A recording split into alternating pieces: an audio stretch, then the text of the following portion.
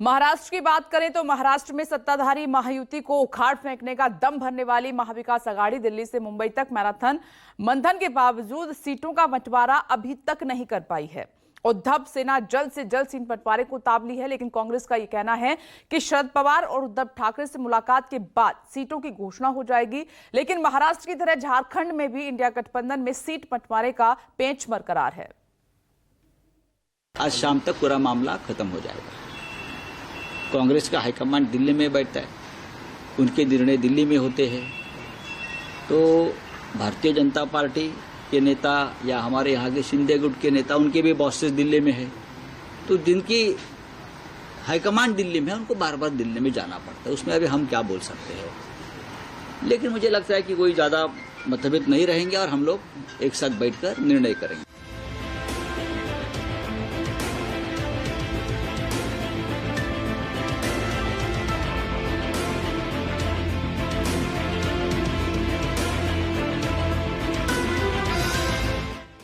शाम ढल गई, रात भी गुजरने को आई, लेकिन महाविकास आघाड़ी में सीट बंटवारे की बात बन नहीं पाई।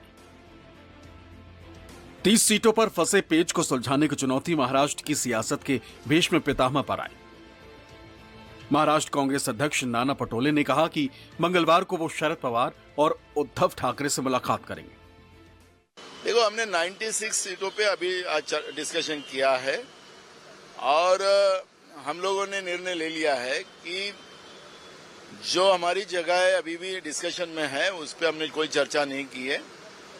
और कल हम लोग बम्बई जाकर वहां पर हम लोग शरद पवार जी हो, उद्धव जी से हो, इनसे बात करेंगे। जो कुछ 30-40 जगह का हमारा शेयरिंग प्रॉब्लम हो गया है, उसमें बैठ के हम लोग रास्ता निकालेंगे। ये भूमिका कांग्रेस पार्टी की है। नाना पटोले ने मंगलवार को शरद पवार से बातचीत की मुनादी की, लेकिन उद्धव सेना जल्दबाजी में दिखी। नाना पटोले दिल्ली में कांग्रेस चुनाव समिति की बैठक में मशगूल थे और उधर अंधेरा होते ही उद्धव ठाकरे के सियासी दूत संजय राउत शरद पवार के आवास पर पहुंच गए। हालांकि खींचतान के बावजूद महाविकास आघाड़ी के तमाम नेताओं का सुर महायुति के खिलाफ एक दिखे। संदेश ये कि महायुति वाले महाविकास आघाड़ी में झगड़ा बता रहे हैं, लेकिन सबसे ज्यादा झगड़ा तो महायुति में ही है। और सबूत के तौर पर केंद्रीय मंत्री रामदास अठावले का बयान आ गया। आरपीआई के अध्यक्ष रामदास अठावले ने महायुति में 4 से 5 सीटों की मांग कर दी। फडणवीस को चिट्ठी भी लिख दी।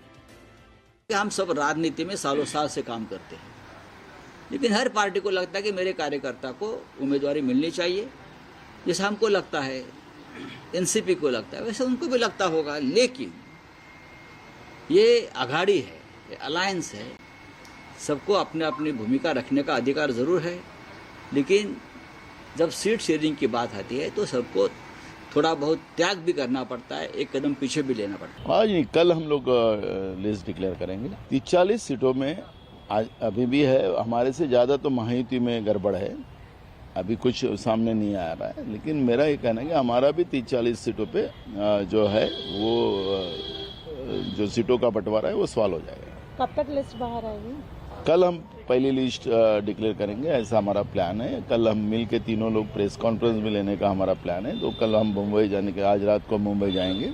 मुंबई में हम लोग नेताओं से बात करेंगे, हमारे साथी दलों में, और कल हम लोग एक साथ ये डिक्लेयर करेंगे, ऐसा हमारा प्लान है। इसमें महायुति को स्ट्रांग बनाने का प्रयत्न हमारा है।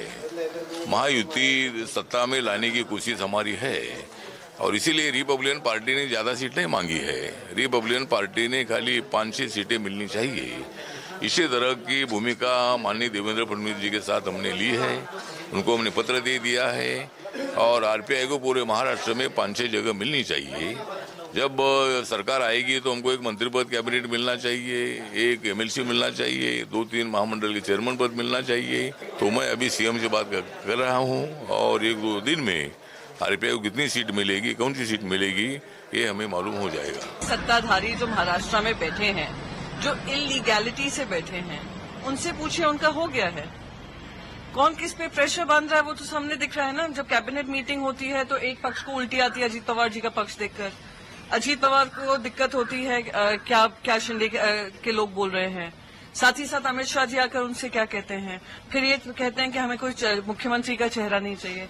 अरे पहले अपने घर को ऑर्डर में लाएं, फिर दूसरों की बात करें। और रही हमारी बात, महाविकास अघाड़ी की सीट डिस्कशन चालू है, जारी है, पॉजिटिव वे में चल रहा है। 90% से ज्यादा डिसीजन हो चुका है, 10% की बारी है, वो भी हम लोग आपस में सुलझ लेंगे। पार्टी के नेता की ये अपेक्षा होती है, कार्यकर्ताओं की अपेक्षा होती है कि हम ज्यादा से ज्यादा सीटों पर चुनाव लड़ें और जीतें। तो ये अपेक्षा करना और बात करना, इसमें कोई गलती नहीं है। संजय राउत जी शिवसेना के नेता हैं, वो अपनी पार्टी की लाइन जरूर रखेंगे। नाना पटोले जी कांग्रेस के महाराष्ट्र के राज्य के अध्यक्ष हैं, तो वो अपनी पार्टी और कार्यकर्ताओं की भावनाओं को रखेंगे जब सीट शेयरिंग की बात होती है। संजय राउत की तरफ से जो स्टेटमेंट आ रहा है, कहीं न कहीं एक टॉन्ट की तरह वो जो स्टेटमेंट दे रहे हैं कि उनके तो हाईकमान दिल्ली में है, दिल्ली में उनके नेताओं से बात, यहाँ के लीडर से कोई टोन वाली बात संजय राउत जी की नहीं है। कल भी मेरी संजय राउत जी से मुलाकात थी, हम लोग मिले, हम लोग एक दूसरे से रोज बात करते हैं। ये सब मीडिया में अफवाहों का बाजार बहुत गर्म है। महाराष्ट्र की तरह झारखंड में इंडिया गठबंधन में सीट बंटवारा मुकम्मल नहीं हुआ। हालांकि हेमंत सोरेन के साथ तेजस्वी यादव की मुलाकात के बाद आरजेडी की नाराजगी दूर हो गई। सूत्रों के मुताबिक आरजेडी 7 से 8 सीटों पर लड़ने को राजी हो गई। झारखंड विधानसभा में 7 या 8 सीटों पर लड़ सकती है आरजेडी। तेजस्वी यादव नेता प्रतिपक्ष पिछले 3 दिनों से रांची में डेरा डाले हुए हैं और इस बीच में तेजस्वी यादव की मुख्यमंत्री हेमंत सोरेन से 2 बार मुलाकात हुई है। आज भी करीब 25 मिनट तक तेजस्वी यादव और हेमंत सोरेन की मुलाकात हुई है और इस मुलाकात के बाद यह माना जा रहा है कि तेजस्वी की नाराजगी जो है वह थोड़ी कम हुई है।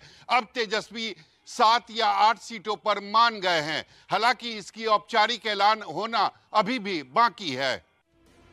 आरजेडी की नाराजगी सीएम हेमंत सोरेन के शनिवार वाले उस बयान से हुई जिसमें सोरेन ने कहा था कि झारखंड की 81 में से 70 सीटों पर झारखंड मुक्ति मोर्चा और कांग्रेस लड़ेगी, जबकि बाकी 11 सीटें आरजेडी और वाम दलों के लिए छोड़ दी गई। सोरेन का यह बयान आते ही आरजेडी गुस्से में आ गई, क्योंकि सीट बंटवारे पर बातचीत के खातिर ही तेजस्वी यादव रांची पहुंचे थे और उससे पहले ही हेमंत सोरेन ने यह घोषणा कर दी। मनोज झा के बयान से प्रेशर बना और नतीजा यह हुआ कि तेजस्वी को मनाने के लिए सोरेन को आगे आना पड़ा। हालांकि अब झारखंड मुक्ति मोर्चा भी यही कह रहा है कि इंडिया गठबंधन में ऑल इज वेल है। कल एक यूनिलैटरल डिसीजन हुआ जिसमें कहा गया कि 7 छोड़ा जा रहा है। शाम तक जब हम दोबारा बातचीत के लिए गए, जिसे मैं उतना सौहार्दपूर्ण नहीं मानूंगा, अब वो बातचीत 3-4 सीट पे आई। 3-4 सीट ना हमारे कार्यकर्ता को, ना हमारे मतदाताओं को, ना हमारे नेताओं को स्वीकार्य था।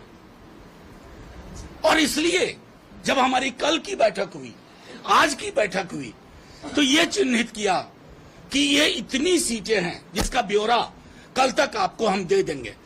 हम महागठबंधन को 60 से 62 सीट पे मदद करेंगे। झारखंड में जो सरकार में शामिल गठबंधन है, कांग्रेस, आरजेडी और झारखंड मुक्ति मोर्चा, तीनों का संबंध स्वार्थों का संबंध है, मलाई खाने का संबंध है और सत्ता के माध्यम से पैसे धन कमाने का।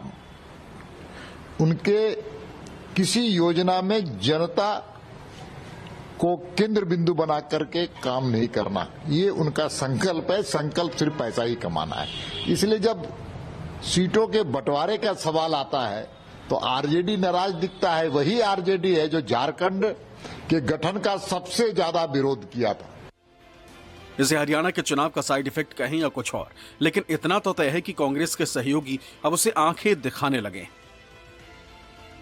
बेशक ऐलान यही होता है कि इंडिया गठबंधन में ऑल इज वेल है, लेकिन महाराष्ट्र से झारखंड तक ये रस्साकशी इंडिया गठबंधन की चुनौती बनी हुई।